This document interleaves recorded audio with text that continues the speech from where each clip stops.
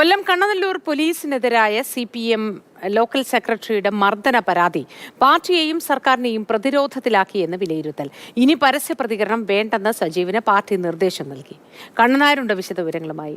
കണ്ണനായർ, good morning. ഇത് വർഷങ്ങൾക്ക് മുൻപ് നടന്ന ഒരു സംഭവമാണ് ഇപ്പോൾ വെളിപ്പെടുത്തിയിരിക്കുന്നത്.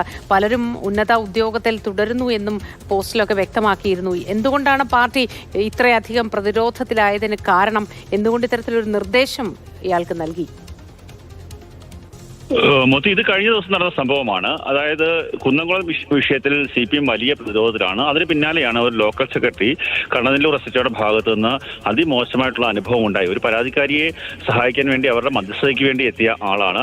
ആ സമയത്ത് SHOയുടെ ഭാഗത്തു നിന്ന് ഉപദ്രവം ഉണ്ടായി എന്നുള്ള ഒരു പരാതി പരസ്യമായി ഫേസ്ബുക്ക് പോസ്റ്റിലൂടെ ഉന്നയിച്ചത്. അതിനുശേഷം അദ്ദേഹം മാധ്യമങ്ങളോട് സംസാരിക്കുകയും ചെയ്തിരുന്നു. ഇനി മാധ്യമങ്ങളോട് കൂടുതൽ സംസാരിച്ചു കഴിഞ്ഞാൽ അത് കൂടുതൽ വിവാദമാകും എന്നുള്ളതാണ് CPM കൊല്ലം ജില്ലാ കമ്മിറ്റിയുടെ വിലയിരുത്തൽ. അതിന്റെ അടിസ്ഥാനത്തിലാണ് പരസ്യ പ്രതികരണങ്ങൾ പാടില്ല എന്നുള്ള ഒരു നിർദ്ദേശം ഇപ്പോൾ സജീവന് നൽകിയിരിക്കുന്നത്.